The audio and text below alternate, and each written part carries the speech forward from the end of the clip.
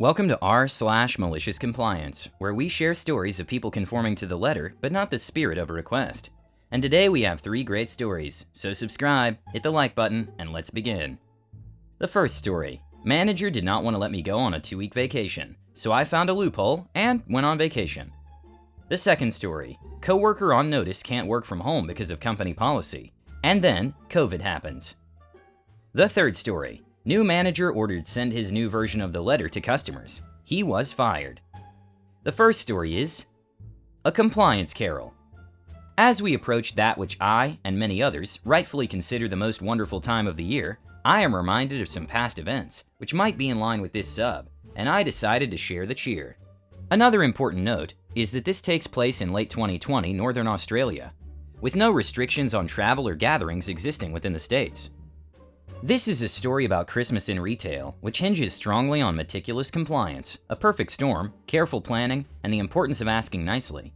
It's not malicious at all, because I'm a good person, and it has nothing but sincerity in every word spoken. Let's begin. Our story begins in a small supermarket deli. A new manager, let's call him Bill, has just joined the team and is slowly getting to know everyone.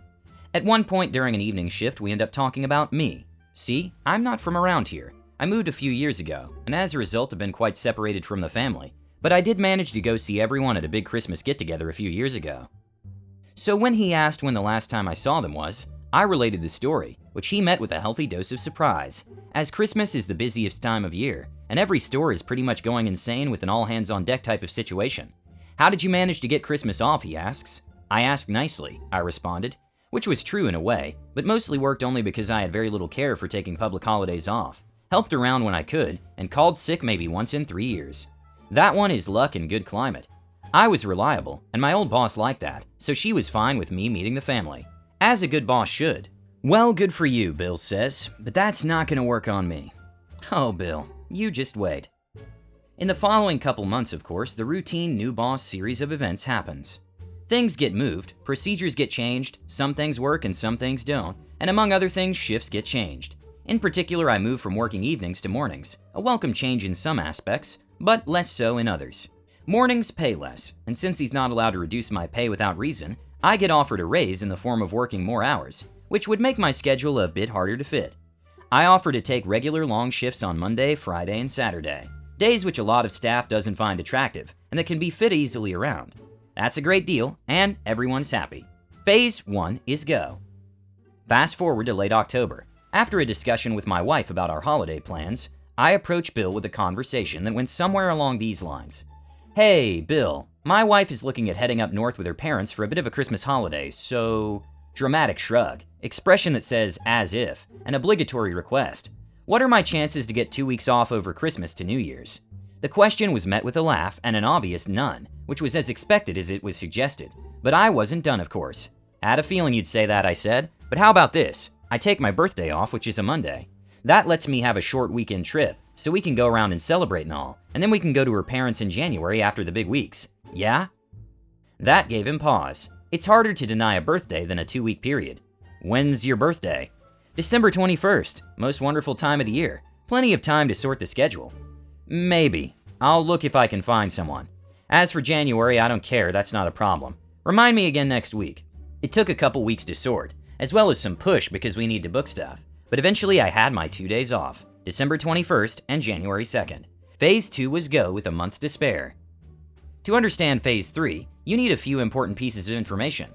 When I said that Christmas time is all hands on deck, I meant it. The store tries as hard as possible to wrangle shifts together in order to have the most possible manpower, including extra temp hires if needed. But we're not Americans. We have rights. There are clear guidelines, limits, and conditions to all of this. And the short list is as follows. Any employee has the right to not work a public holiday. Employees who accept the work during public holidays get paid a very notable extra, times 2.5. Employees who stay home on public holidays still receive their regular pay for that shift, times 1. Once signed and approved, a day of leave cannot be revoked. Not even the employee can revoke leave. If you're off, you can't be in. Additionally, shifts can be offered to employees, but can be refused, for any reason or no reason, whether or not they fall within the employee's availability. My contract shifts, which my employer must always offer, and which I cannot skip without approved leave, are, as per Phase 1, on Monday, Friday, and Saturday. The local state has a peculiar rule. Whenever a scheduled public holiday falls over the weekend, the following Monday is also declared a public holiday. Finally, as I mentioned earlier, this happens in the year 2020, Australia. The month of November proceeds with little trouble, and I occasionally drop a bit of conversational hints to the fact that I'm not looking to hoard public holidays if someone else wants the cash. After all, I'm studying on a full workload, which, while sizable, is actually made of easy topics that I need as prerequisites. When at the end of November we're asked to fill in our availabilities for extra shifts, I return a blank page. It goes in a pile and nobody looks. Phase 3 is go. 1 week after, while I'm setting up my morning open, I see a small figure marching towards me. Not Bill. Instead, it's one of the ladies from invoicing, who just stares at me with the most awestruck grin I've ever seen, and goes, "How the hell did you do it?" With an equally large grin, I responded, I asked nicely, "Please open your calendar and follow my schedule." I leave on the afternoon of Saturday the 19th. My next shift is on Monday the 21st, which I've asked nicely to take off. Next Friday is the 25th, but of course it's Christmas, so no work. Then Saturday the 26th. Boxing Day is a public holiday, which I have opted not to work. So I'd get back to work on Monday the 28th, which is not a public holiday nor a day off. But there was a public holiday on Saturday, so Monday is now also a public holiday. I'll see you all on Friday the 1st of January. New Year's is of course a public holiday, so we'll move to the 2nd. Not a holiday, but it is my second day off. I chill out and return to town late on Sunday the 3rd, and rock up to work bright and early on Monday the 4th, having been out of town for exactly 2 weeks, fully paid, spending Christmas traveling, kayaking with dolphins, chilling at spas, and partying with my wife's side of the family. Merry Christmas, and may your holidays be always well planned in advance. The fallout. Seeing as I followed every rule to a T, there was little to be done. Union contracts are annoying that way, so my hours went unchanged. My schedule was still the same, and the most flack I got was from colleagues joking around about me doing nothing like always. Work is still necessary, so my non-contract shifts kept coming at roughly the same pace. Bill had a bit of an uneasy smile a few times, but warmed up a lot more around Easter, when I picked up almost every shift he couldn't cover. It paid well. We got along well enough and eventually worked well together, but I'm sure he learned to check the calendar for holidays before approving leave from now on. The next story is, you're on a performance notice. No raise or bonus, no WFH, no OT, and no learning new responsibilities. And then, COVID happens. So, I've posted a few stories about my wonderful old manager. Let's call her Samantha. This story is about a coworker we will call Joe, and from day one it was obvious that Joe was one of the hardest working people on the team, and Samantha could not stand him. So this is a few years into Joe's tenure with the team, and for whatever reason or another, Samantha decides to put Joe on performance notice, which is basically an HR notice that you have 6 months to get your SH together, or you're fired. The reason on the paperwork? Improper attitude. Joe is the type of guy to always speak his mind, and while management says they love this, brutal experience shows this is a lie. The problem with notice is it also comes with penalties. No WFH, they literally take your laptop away and bring you a thin client. No approved OT, and no learning new things or assignments. Oh, and no raise or bonus. You have to prove you do your job well, and then after 6 months if you're not fired, the manager can extend with an additional probation period of another 6 months. January of every year is when we find out about our raises and bonuses from the previous year, and to put it delicately, that January they effed us. To the point that one person walked out, and 2 older employees, 30 plus years, took packages. Come February we're drowning, and Joe can't work OT, and Joe can't learn new things. Manager's orders, remember? Well, this is the middle of Joe's probation period, as Samantha predictably extended his notice. So this is where we find ourselves mid-March 2020. Cue malicious compliance. During the lockdown, they send the whole company home. Everyone is working from home except Joe. He is home, just not working. He technically can't. And about 2 weeks into the lockdown is when Samantha finally notices. She goes ballistic. Why aren't you working? Blah blah blah, on a team email with everyone CC'd.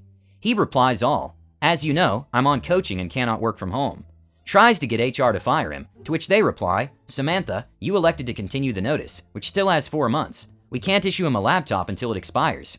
Turns out the only way to rectify it ASAP was to petition formally with the head of HR, that putting Joe on a performance notice was done in error, and have all parties sign, including Joe. All this happens except Joe refuses to sign. He won't sign until they give him his bonus and raise, which they do. The whole thing took a month of Joe basically on a free vacation. Edit. There have been some questions that I feel I need to add some context to. First is the work we do. It's easy. It's like a stereotypical corporate job. A concerted effort of maybe 3 hours a day is enough to do your job. Most people screw around, chit-chat, and milk the day. Some people go even further and milk the work so much that they need help with their workload. We have a coworker who would literally watch Netflix all day. Management either never figured it out or didn't care. I've had days where I've done all my work before lunch and took it easy the rest, and then I've had days where I didn't do a thing all day. Incompetent management creates gray areas. As long as the work gets done, they don't look too deep into who is doing what, and people get away with minimal work, knowing others will pick up the slack. This is where Joe found himself when the pandemic started.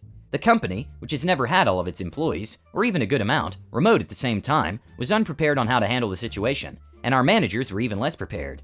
Joe literally just found himself forgotten, and didn't raise his hand to tell anyone for a bit. Haha. The last story is, send it exactly like this. As part of my job working in complaints, I write letters to customers. We don't use templates, and each letter is tailored to the individual. Sometimes customers raise multiple complaints, and each point is carefully addressed in the letter we send.